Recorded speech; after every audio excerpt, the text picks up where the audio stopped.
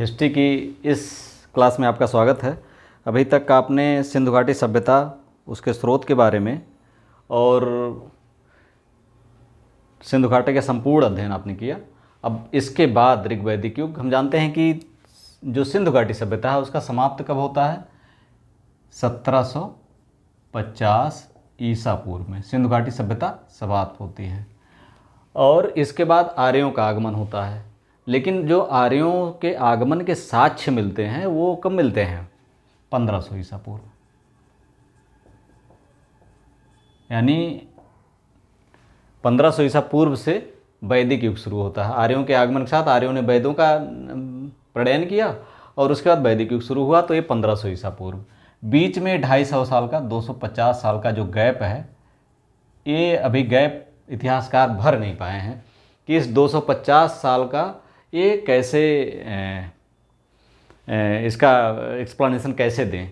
क्योंकि 250 साल बहुत लंबा समय, जैसे 250 साल है और ये 2500 ईसा पूर्व से शुरू होता है और यहाँ 1500 ईसा पूर्व में संस्कृत एकदम चेंज होती है। नगरीकरण से एकदम ये अलग संस्कृत होती है, हड़प्पा सभ्यता, और वैदिक संस्कृत अलग संस्कृत होती है। तो इनमें जो चेंजिंग होती है, क्रांतिकारी परिवर्तन होता है, इन्वेजन होता है, बाहर से आक्रमण होता है, उस आक्रमण के फलस्वरूप ही होता है। लेकिन ये जो है ये 250 साल संभवतः ये कई शाखाओं में जो आक्रमण हुआ या आर्य जो आए, कई स्रोत, कई लहर में आए, उन्हीं लहरों के क्रम में इसको 250 साल को देखा सकता है। मतलब कई सौ वर्षों में वो धीरे धीरे शिफ्ट होते गए। किसी एक ने रास्ता देखा होगा, होता नहीं है कि मतलब किसी ने एक रास्ता देखा, थोड़ी जगह मिली, बस गया, वो उसके पीछे पीछे बहुत सारे लोग आते रहते हैं, बसते रहते हैं, आते रहते बसते हैं। तो ऐसे ही हमें संभवतः ये हुआ हो, लेकिन 250 साल की अभी सटीक व्याख्या कोई कर नहीं पाया। आर्यों के आगमन के साथ वैदिक युग शुरू होता है। वैदिक युग में दो काल है, एक तो 1500 ईसा पूर्व से 1000 ईसा पूर्व तक, ठीक, और दूसरा है 1000 ईसा पूर्व से 500 ईसा पूर्व तक। अब चूंकि ये इस दौरान ऋग्वेद का प्रणयन हुआ, ऋग्वेद लिखा गया, तो इसे ऋग्वैदिक युग कहते हैं, ऋग्वैदिक युग। और उसके बाद अन्य वेदों का प्रणयन हुआ 1000 ईसा पूर्व से 500 ईसा पूर्व तक। संस्कृत भी चेंज हुई दोनों में। यहाँ पर संस्कृत एकदम से यायावरी संस्कृत थी, उसके बाद अस्थायीकरण यहाँ पर शुरू होता है, बहुत सारी चीज़ें, लोहे ज्ञान होता है, बहुत सारे चेंज होते हैं, अस्थायी जीवन शुरू होता है, तो ये शुरू होता है, इसे उत्तर वैदिक युग कहते हैं, वैदिक युग। इसको हम इसी दोनों शीर्षकों के अंतर्गत इन दोनों क्लास को अध्ययन करेंगे। पहली क्लास है ऋग्वैदिक युग की, इसे पार्ट 1 का, वैदिक युग का पार्ट 1 कह लीजिए, पार्ट 1, ठीक। तो ऋग्वैदिक युग पहली क्लास है, अगली क्लास जो होगी उत्तर वैदिक युग की होगी। इसमें केवल हम ऋग्वैदिक युग की बात करेंगे। इसके ऋग्वैदिक युग का जो हम अध्ययन करेंगे, कुछ टॉपिक्स हमने सेलेक्ट किए हैं, उनके अंतर्गत अध्ययन करेंगे। जैसे इनका मूल निवास, आर्यों का मूल निवास क्या था, ऋग्वेद के लिखने वाले, ऋग्वेद के उच्चारण करने वाले, ऋग्वेद की रचना करने वाले आर्यों का मूल निवास क्या था। इसके बाद उसकी जो मूल निवास के अतिरिक्त जो यहाँ पर आए बसे, तो उनकी भौगोलिक पृष्ठभूमि क्या थी, और फिर जो आए यहाँ पर भारत में, तो उनका संघर्ष किन किन लोगों से हुआ। प्रारंभिक उनको यहाँ पर बसने के लिए, अस्थायीकरण के लिए, या यहाँ पर अपनी जीविका चलाने के लिए क्या क्या संघर्ष करने पड़े। इसके बाद भौतिक जीवन उनका कैसा था, यहाँ पर आने के बाद, वो बसने के बाद खाते कैसे थे, रहते कैसे थे, व्यापार क्या करते थे, ये सब। प्रशासन उनका कैसा था, अगला है प्रशासन उनका कैसा था। कबीला और परिवार, चूँकि यायावरी जीवन जीते थे तो कबीलाई जीवन उनका था, तो कबीला और परिवार उनका कैसा होता था। इनके कबीलों में स्त्रियों की स्थिति क्या थी, सामाजिक वर्गीकरण कैसा था, और ऋग्वैदिक देवता, यानी इस समय के देवता कौन कौन होते थे। क्योंकि आज भी हम वहीं से चले वाले आर्य संस्कृत के ही पोषित करते हैं। हम हिंदुस्तान में जो हिंदू धर्म है वो कहीं न कहीं वहीं से जुड़ा हुआ है। पूरा सनातन धर्म जो कहते हैं, तो ऋग्वेद से ही उसका प्रारंभ हुआ है, और ऋग्वेद से आते आते यहाँ तक भले ही परिवर्तन हुआ है, लेकिन बहुत सारी चीज़ें हम वहाँ से आज भी ज्यों का त्यों यहाँ पाते हैं। वहाँ के देवता भले ही देवताओं में उनके जो क्रम होता है, क्या शीर्ष क्रम परिवर्तित हो रहा। पहले इंद्र सबसे बड़े थे, फिर बाद में विष्णु सबसे बड़े हुए, ब्रह्मा सबसे बड़े हुए, फिर विष्णु सबसे बड़े हो गए, देवियों का स्थान आया, लेकिन आया वहीं से। कहाँ से आया? सारी चीज़ें आई ऋग्वेद से ही। तो सनातन धर्म का शुरुआत हम कहाँ से मान सकते हैं? ऋग्वेद से मान सकते हैं, जो वास्तविक रूप से देखा जाए। वैसे तो देवताओं के पूजने का, शिवलिंग की पूजा करने का, पशुपति शिव के उपस्थिति का आभास हमें हड़प्पा सभ्यता में मिल जाता है, लेकिन यहाँ पर सचमुच में हम अगर देखते हैं सनातन धर्म जो हम जिस रूप में आज उसे पोषित करते हैं, तो वो यहीं से शुरू होता है। कब से? ऋग्वैदिक युग से। पहले हम देखते हैं मूल निवास स्थान, ऋग्वेद का मूल निवास स्थान जो आर्य आए। हमने बताया कि 1500 ईसा पूर्व में आर्यों का आगमन शुरू होता है। ये आर्य आए कहाँ से? सबसे बड़ी पहली पहचान तो होती कि ये कौन लोग थे, कहाँ से आ गए। तो हम जानते हैं कि विभिन्न विद्वानों में मतभेद है। कोई आर्कटिक प्रदेश से बताता है, कोई साइबेरिया से बताता है, लेकिन जो माना जाता है कि आल्प्स पर्वत के एक किनारे से आए। आल्प्स पर्वत जो यूरोप और एशिया के मध्य में है, इसके यूरोप का एक भाग है, एशिया के मध्य में नहीं, यूरोप का भाग है, इसके पूर्वी किनारे से, जर्मनी में पड़ता, जर्मनी स्विट्जरलैंड आज के क्षेत्र में, तो पूर्वी किनारे से आए। यहाँ से आना हुआ इसलिए कि यहाँ पर जैसे कुछ जंतुओं के नाम, कुछ जीवों के नाम, जैसे घोड़ा, कुत्ता आदि नाम, जैसे देवदार, भुर्ज, मैपिल, ये पौधों के नाम, जीव, पौधे, इनके नाम भारोपीय भाषाओं में एक हैं। किसमें? भारोपीय भाषाओं में। भारोपीय भाषाओं में एक ही जैसे हैं। भारोपीय भाषाओं मतलब जैसे भारोपीय भाषाएं उन्हें कहते हैं जो आर्य लोग बोलते थे, और वो भाषाएं आज भी ईरान, यूरोप, इंडिया, भारत आदि में बोली जाती हैं, किसी न किसी रूप में जीवित हैं। उन भाषाओं में इनके नाम सेम मिलते हैं। जो वहाँ का ग्रंथ है, ईरान का एक ग्रंथ है अवेस्ता, वहाँ का एक ग्रंथ है अवेस्ता। अवेस्ता में बहुत सारे देवताओं के नाम यहीं से लिए गए। ऋग्वेद में मिलते हैं बहुत सारे। ऋग्वेद में सिमिलरिटी है,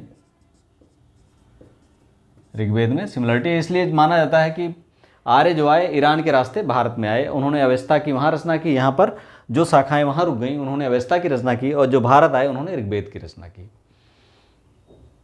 इसके अलावा एशिया माइनर का एक अभिलेख आप देखिए, मितन्नी अभिलेख, बोगज कोई का, बोगज कोई, बहुत बार पूछा गया है, 1400 ईसा पूर्व में एक अभिलेख पाया गया। इसमें हिंदू देवताओं, ऋग्वैदिक देवताओं, इंद्र, मित्र, वरुण, नासत्य, इन देवताओं के उल्लेख मिलते हैं इस अभिलेख में 1400 ईसा पूर्व में। चूँकि ये लिखित है तो इसलिए इसे हम नकारा नहीं जा सकता है। लिखित होने की वजह से ये कीलाकार लिपि में है, संस्कृत में है, संस्कृत के कीलाकार लिपि में। तो ये संस्कृत जो आई है इन्हीं आर्यों द्वारा आई है। आर्य जो है एशिया माइनर में भी थे, ईरान में भी थे, और इसका मतलब है कि इनका रास्ता वही था। 1400 ईसा पूर्व में यहाँ का अभिलेख, या इराक का कस्सी अभिलेख, इराक का कस्सी अभिलेख, ये भी उसी समय का है। इसमें भी जो ऋग्वैदिक देवता हैं उनका उल्लेख मिलता है। तो इराक, ईरान, एशिया माइनर, मतलब इन क्षेत्रों से होकर के ऐसा माना जाता कि ये यहाँ पर आए। मूल निवास की अगर बात करें तो मूल निवास मतलब इनके आने क्रम में रास्ते में ये लहर पे लहर आती गई, वहाँ से निकले और अपने, चूँकि ये कबायली जीवन था तो इनको जहाँ जिस कबीले को सुविधा मिली वो कबीला वहाँ रुका और वहाँ पर अपनी छाप छोड़ा। ईरान में भी, इराक में भी, इसके बाद रास्ते में भी। इसीलिए भारोपीय भाषाओं में बहुत सारे शब्द, बहुत सारे जो उस समय वहाँ पर प्रचलित थे आल्प्स क्षेत्र में नाम, वो नाम हर जगह ये सेम ही मिलते हैं। तो इससे लगता है कि आल्प्स के क्षेत्र से ये लोग आए थे। अब आते हैं भौगोलिक पृष्ठभूमि पर। भारत में आए जब ये, तो इनका क्षेत्र क्या था? मूल निवास आप समझ गए होंगे। भारत में जब ये आए तो इनका क्षेत्र क्या था। हम जानते हैं ऋग्वेद में एक शब्द बहुत व्यापक रूप से मिलता है, सप्त सैंधव। कौन शब्द मिलता है? सप्त सैंधव। इसको हम मिटा दे रहे हैं। सप्त सैंधव मतलब सप्त सिंधु यानी 7 नदियों का क्षेत्र। अब इन 7 नदियों की पहचान आप कैसे करेंगे?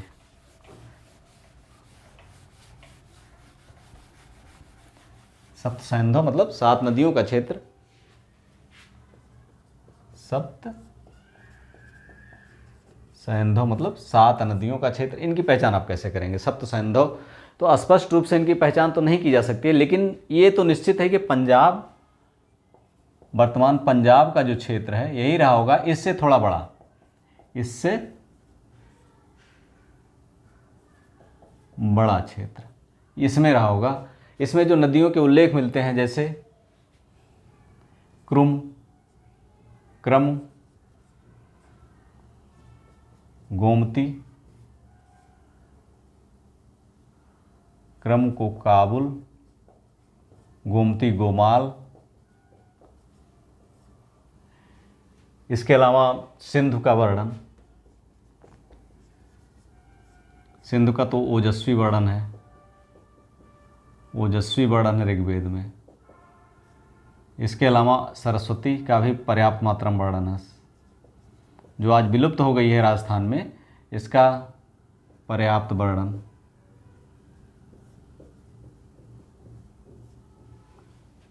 क्रम है गोमती गोमाल, ये काबुल नदी के नाम से थी। सुवास्तु, स्वात, ये सब अफगानिस्तान की नदियां हैं।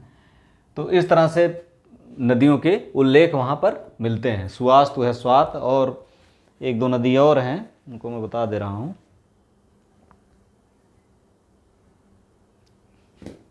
क्रम कुर्रम है, कुभा काबुल है। क्रम कुर्रम एक नदी थी, कुर्रम और कुभा काबुल। ये सब अफगानिस्तान से लेकर के, अफगानिस्तान से पंजाब के बीच की सारी नदियां हैं। इसमें इनका वर्णन बहुत मिलता है। सिंधु का तो ऐसा ओजस्वी वर्णन मिलता है जिससे लगता है कि तरंगे, उसकी लहरें हमारे आंखों के सामने आ गए, उसकी तुमुल तरंगे हमारी आंखों के सामने आ गए, इतना ओजस्वी सिंधु का वर्णन। और सबसे ज़्यादा वर्णन ऋग्वेद में सिंधु का ही है। इसका मतलब सिंधु के इर्द गिर्द ये लोग ज़्यादा, इनका भी निवास था, जैसे हड़प्पा वाले, लेकिन हड़प्पा के क्षेत्र के आगे थे, चूँकि सिंधु क्रॉस करके आए थे पंजाब के क्षेत्र में और सरस्वती के क्षेत्र में बसे, तो सिंधु का इन्हें महात्म्य पता था। अब इन क्षेत्रों में जो पुरातात्विक साक्ष्य मिलते हैं, क्योंकि इन लोगों का जीवन तो कबायली था, तो लेकिन एक इनके जो साक्ष्य मिलते हैं वो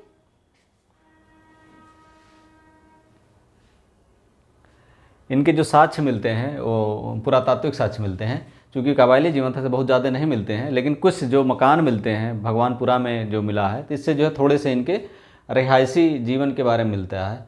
और हमने बताया कि इनका जो 1500 ईसा पूर्व में जब ये आए तो कई लहरों में आए। इनमें जो प्रारंभिक लोग आए, प्रारंभ में जो बाद के लोग आए, तो इन्हें दो चीज़ें मिली। एक तो ऋग्वेद में 2 उल्लेख, दास और दस्यु, ये 2 उल्लेख मिलते हैं। संभवतः दास लोग, आर्यों की जो प्रारंभिक शाखाएं आई, इन्हें दास कहा गया। आर्यों की प्रारंभिक शाखा। और दस्यु ये मूल निवासी यहाँ के थे।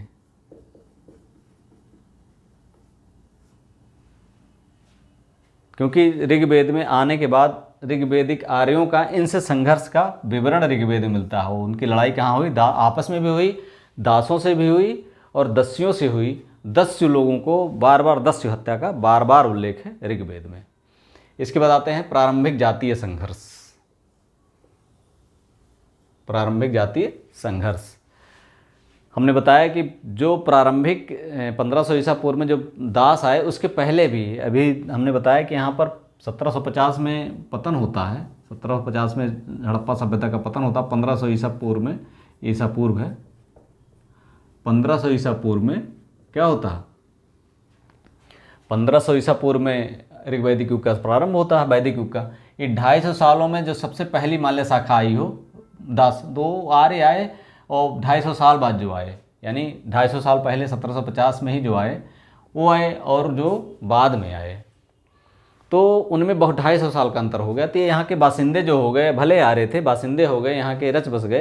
तो जो बाद में आए इन्होंने दास कहा, क्योंकि दस्युओं से मिले, दस्युओं के साथ रह रहे थे, दस्युओं से इनका जो है तालमेल थोड़ा हो गया। तालमेल होने की वजह से इनकी परंपराएं निश्चित तौर पर कुछ मिली होंगी, लेकिन चूंकि ये आ रहे थे तो इसलिए उनको दस्युओं से, यहाँ मूल निवासी से अलग करने के लिए इनको दास कहा गया और इनको दस्यु कहा गया है।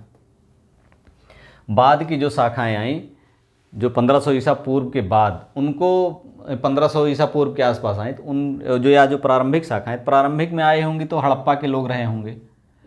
मान लें 1750 के आसपास आए होंगे, तो भले ही दिनहीन बस्ती रही हो हड़प्पा की, मोहनजोदड़ो की और हड़प्पा की, लेकिन रही होगी ज़रूर। जो 1750 में दास लोग जो आज कहे गए बाद में, वो लोग जब आए होंगे तो क्या होगा कि वहाँ की जो जीड़ सीड़ भले ही पतनावस्था में रही हो, लेकिन वो बुर्ज जो 45 फीट नीचे नगर के चारों ओर दीवारें बनी थी, ये सब रहे होंगे।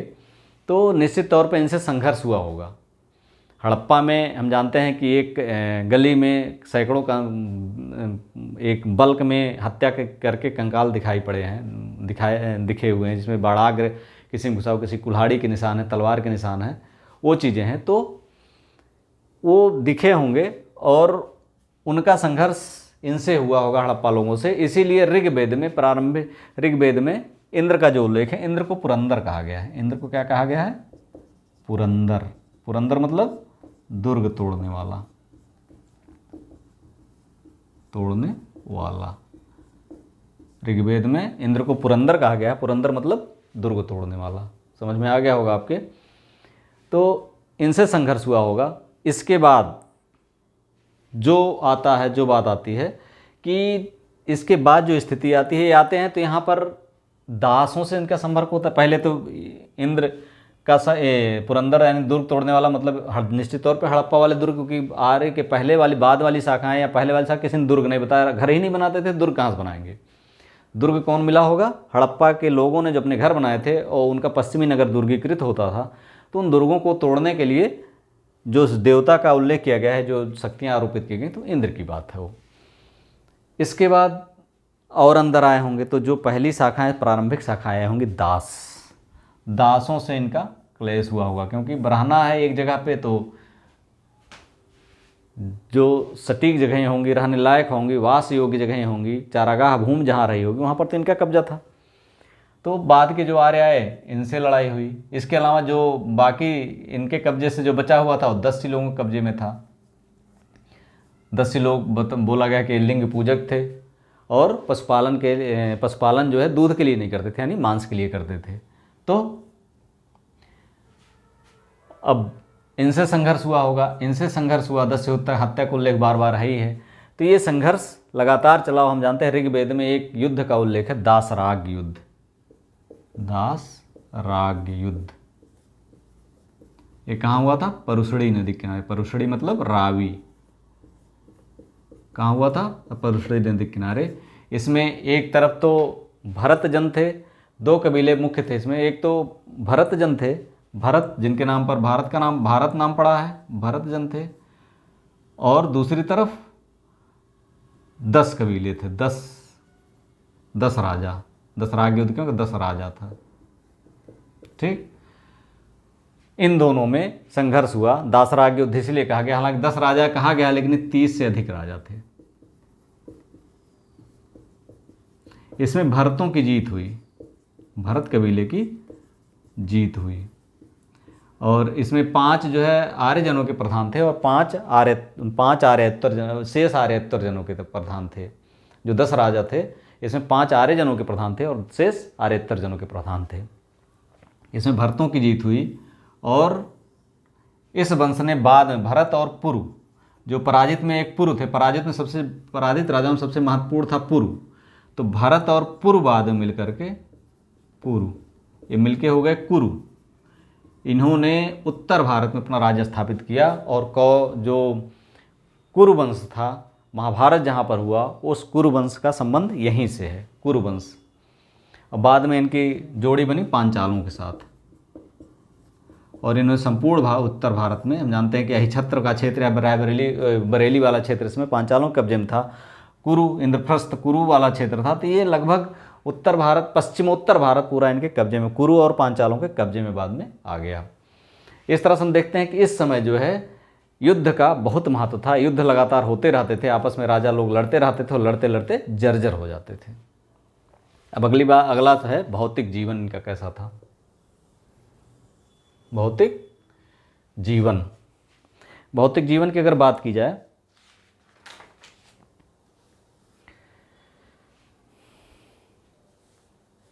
तो हमने बताया कि इनका जीवन कैसा था, कबीलाई जीवन था।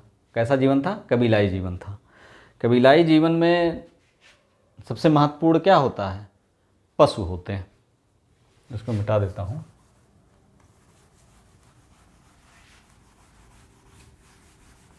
कबीलाई जीवन में सबसे महत्वपूर्ण पशु होते हैं, और रोम की तरह यहाँ भी पितृसत्तात्मक परिवार था, क्योंकि कबीलाई जीवन में जहाँ युद्ध है, शक्ति की ज़रूरत है, वहाँ पर पुरुष ही लड़ेगा, पुरुष ही, क्योंकि शक्ति में महिलाओं को ईश्वर ने अलग बनाया है, तो उतना शक्तिशाली नहीं बनाया है जो युद्धों में, या उतना कोमल, मन से भी कोमल, शरीर से भी कोमल बना दिया ईश्वर ने।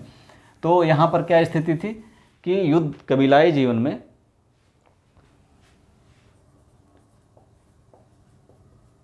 कबीलाई जीवन था इनका। इसके बाद पुरुष प्रधान समाज था, क्योंकि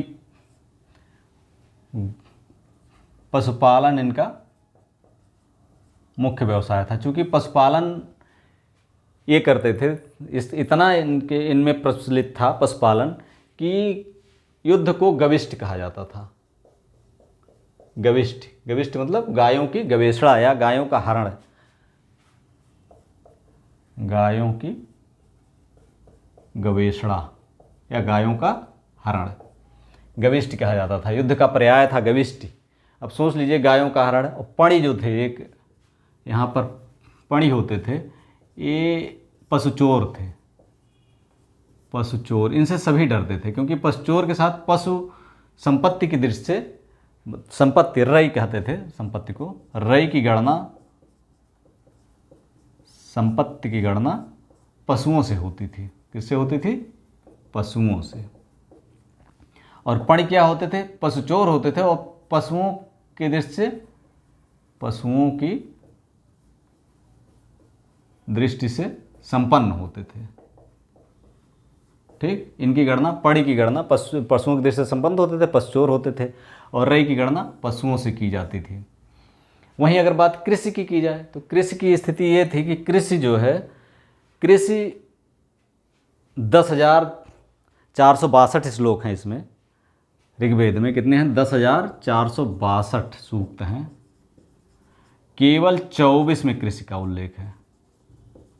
कृषि का उल्लेख, अब अंदाज आप लगा सकते हैं कृषि का कितना महत्व था। हालांकि बसने के लिए, कृषि के लिए ज़मीन लोग कब्जा करते थे, लेकिन वो सब एक तरह से बहुत ज़्यादा उस पर फोकस नहीं होता था, और वो जो इनकी संपत्ति होती थी वो बहुत, जैसे कह सकते हैं कि निजी संपत्ति नहीं होती थी, और उसके लिए बहुत ज़्यादा लड़ाई झगड़ा लोग नहीं करते थे, क्योंकि ज़मीन इतनी पर्याप्त मात्रा में थी कि उसकी कोई ज़रूरत नहीं होती थी। तत्काल उससे कोई फ़ायदा मिलता नहीं था। तत्काल कहाँ से? दूध, मांस सब कहाँ से मिलता था? पशुओं से, गायों से। ये गायों के अलावा और क्या पालते थे? भेड़, बकरी, घोड़े, ये सब जानवर ये पालते थे। घोड़े हम जानते हैं, घोड़े की वजह से इनकी मोबिलिटी बहुत अच्छी थी। गाय, भेड़, बकरी। व्यापार का उल्लेख नहीं मिलता, व्यापार नहीं के बराबर था, नहीं था। ठीक, और पशुपालन था ही। अगर व्यवसाय की बात करें तो व्यवसाय में चर्मकार, बढ़ई,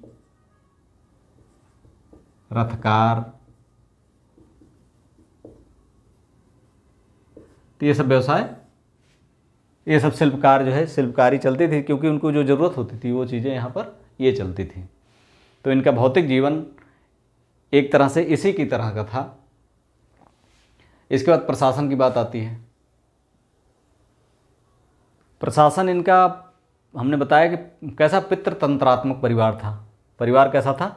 पितृतंत्रात्मक परिवार था। और कबीलाई इनका जो राजा होता था, ये एक कबीला सरदार से अधिक नहीं था। राजा जो था इसे क्या कहा जाता?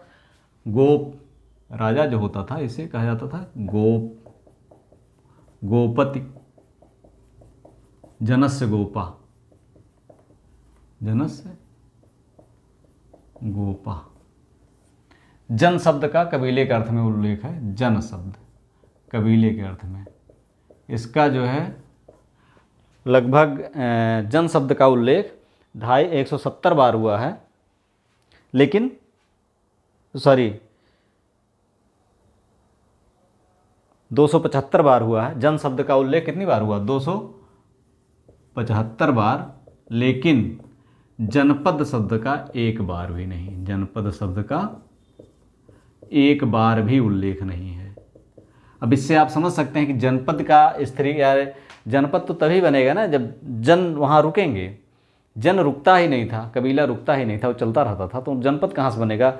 इसलिए जो है जनपद शब्द का यहाँ पर ऋग्वेद में उल्लेख नहीं मिलता है। जन शब्द का 275 बार, कुल के अर्थ में 20 शब्द मिलता है, इसका 170 बार उल्लेख हुआ है ऋग्वेद में। ठीक, कुल शब्द का 170 बार उल्लेख हुआ है। और कुल एक तरह से कुल जो है ये बहुत आज के जिस तरह कुल है, ये न्यूक्लियर फैमिली की तरह नहीं था। ये बहुत बड़ा कबीला होता था, पूरा बहुत बड़ा परिवार, या एक तरह से कह सकते हैं कि एक बड़ा कुनबा होता था। उसमें कई पीढ़ी के, 1-2 पीढ़ी के लोग रहते थे, कई संयुक्त रूप से रहते, चाचा, नाना, दादा, बहन, बहन के लड़के, मतलब इस तरह से लंबा परिवार होता था। वो पूरा इस 20 के अंतर्गत आते थे। इसके बाद आती है जो है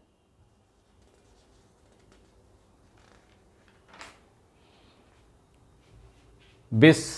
इसमें पितृतंत्रात्मक परिवार था। इसमें पुत्र की कामना की जाती थी, पुत्र की कामना की जाती थी, क्योंकि पुत्र जो है, पुत्रियों की कामना नहीं की जाती थी, पुत्रियों की कामना नहीं की जाती थी। इसलिए कि पुत्र की कामना, पुत्र युद्ध करता था, पुत्र पशुओं को देखता था, पुत्र पड़ियों से बचाता था अपने परिवार को, तो और पुत्री के लिए उतनी स्थिति नहीं थी। अब स्त्रियों की स्थिति देखते हैं। स्त्रियों की स्थिति क्या थी? इस समय तक स्त्रियों को पति के साथ, अभी ऋग्वेद की स्थिति हम बता रहे हैं, पति के साथ हवन में हवि देने की अनुमति थी। पति के साथ यज्ञ कर सकती थी। ठीक, यज्ञ कर सकती थी। ठीक, पति के साथ यज्ञ कर सकती थी। सूक्तों की रचना हम जानते हैं ऋग्वेद में अपाला, घोषा जैसी विदुषियों ने रचना की है सूक्तों की। ये महिलाएं ही थी। बाल विवाह प्रचलित नहीं था, बाल विवाह नहीं था, लेकिन विधवा विवाह होता था, विधवा विवाह होता था। नियोग प्रथा थी इस समय, नियोग प्रथा मतलब अगर पति नपुंसक हो या मर गया हो तो उसके पुत्र प्राप्ति के लिए या संतान प्राप्ति के लिए अपने निकटतम संबंधी के साथ संबंध बनाना, ये नियोग प्रथा कहलाती थी।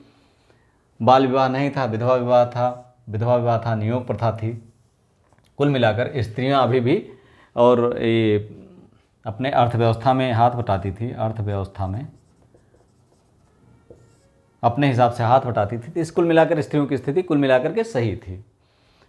ऋग्वैदिक स्थिति में भले ही पुत्र की कामना की जाती थी, लेकिन महिलाओं की स्थिति उतनी बुरी नहीं थी जितनी बाद के समय में धीरे धीरे कृषि व्यवस्था में और बुरी होती चली गई। इसके बाद सामाजिक वर्गीकरण पर आते हैं। सामाजिक वर्गीकरण हम जानते हैं कि जो ऋग्वेद है इसमें सामाजिक समता या कबीलाई जीवन में, जहाँ भी कबीलाई जीवन, वहाँ सामाजिक समता के चिन्ह मिलते हैं।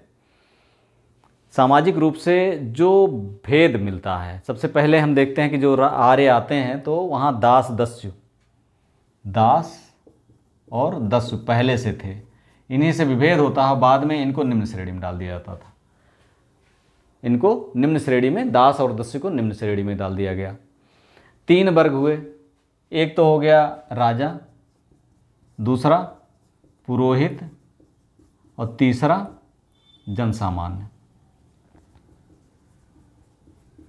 अब राजा तो चूंकि अनुवंशिक तो हो गया था, लेकिन राजा को जो एक तरह से जो मिलता था वो चढ़ावे के रूप में मिलता था। हम बता, अब एक चीज़ जो इसमें सभा होती थी, सभा समिति विदत गण, सभा समिति विदत और गण। इसमें सभा और विदत में तो महिलाएं भाग लेती थी, ये पूछा गया कई बार, महिलाएं भाग लेती थी। और सभा और समिति इतने महत्वपूर्ण थे कि इनके सलाह के बिना राजा कुछ नहीं कर पाता था। पुरोहित का महत्वपूर्ण स्थान था। ये जो कर संग्रह करता अधिकारी तो होते नहीं थे, लेकिन जो जनसाधारण था ये स्वेच्छा से इनको अपने सुरक्षा के बदले में कुछ न कुछ देता रहता था, बलि जिसे कहते थे, तो ये इनको अपना चढ़ावा देता रहता था। तो धीरे धीरे इनकी स्थिति अच्छी हो गई।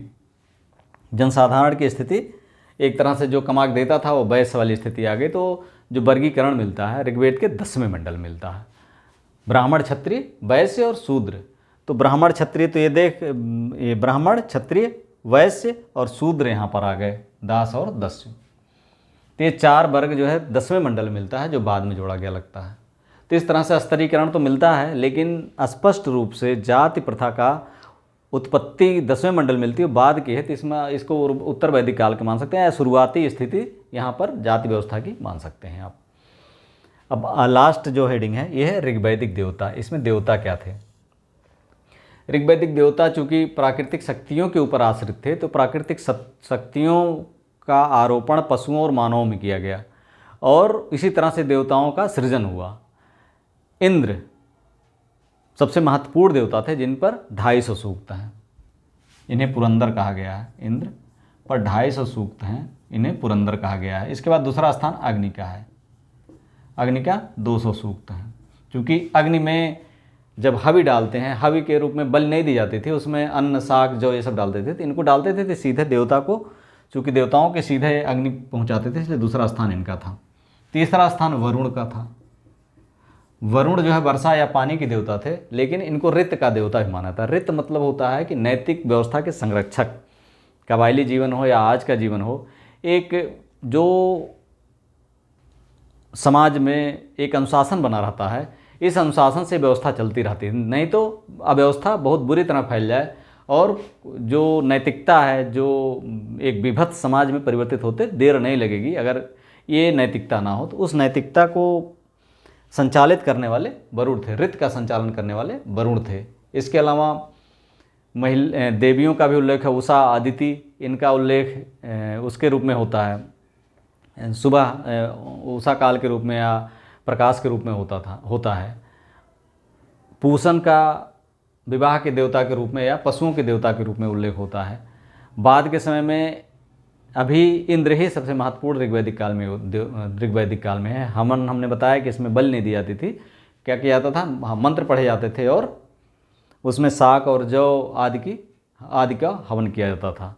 तो इस तरह से ऋग्वैदिक युग में अभी हमें जो साक्ष्य मिलते हैं उसके आधार पर इनको अयस्क की जानकारी थी, लेकिन लोहे की जानकारी अभी नहीं थी। ऋग्वैदिक युग में लोहे की जानकारी नहीं थी, इसलिए इनका भौगोलिक क्षेत्र जो हमने बताया कि यहाँ पर जो नदियों का उल्लेख हमने बताया कि सप्त सिंधों के अलावा गंगा यमुना का उल्लेख ना के बराबर है, तो ऐसा लगता है कि ये गंगा इनकी पूर्वी सीमा थी। पूर्वी सीमा के क्योंकि पूर्वी सीमा के पहले जंगल ज़्यादा नहीं थे और घने कम मिट्टी या चारागाह वनस्पतियाँ छोटी थीं, चारागाह के अनुकूल थी, इसलिए यहीं पर बस पाए।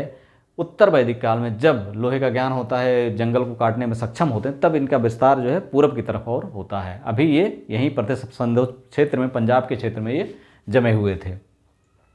इस तरह से आर्यों का आगमन था। ऋग वैदिक युग का पार्ट फर्स्ट ये समाप्त होता है और दूसरा पार्ट जो है कल आपको समय से 7 बजे तक मिल जाएगा। ये लगभग सभी एग्ज़ाम्स में, हिस्ट्री के लिए जो भी एग्ज़ाम्स होते हैं सबके लिए इम्पॉर्टेंट है। और इसको आप जिन्होंने अभी तक चैनल सब्सक्राइब ना को सब्सक्राइब कर लीजिए, क्योंकि ये लगातार जब तक हिस्ट्री क्लास तब तक पर डे चलती रहेगी जब तक अंतिम क्लास यानी मॉडर्न इंडिया का 1947 का स्वतंत्रता तक का पार्ट पूरा नहीं हो जाता। ये पूरा कंप्लीट करने के बाद ही ये क्लास बंद होगी। इसलिए आप जो ना सब्सक्राइब किया हो तक सब्सक्राइब कर लें। Thank you for watching.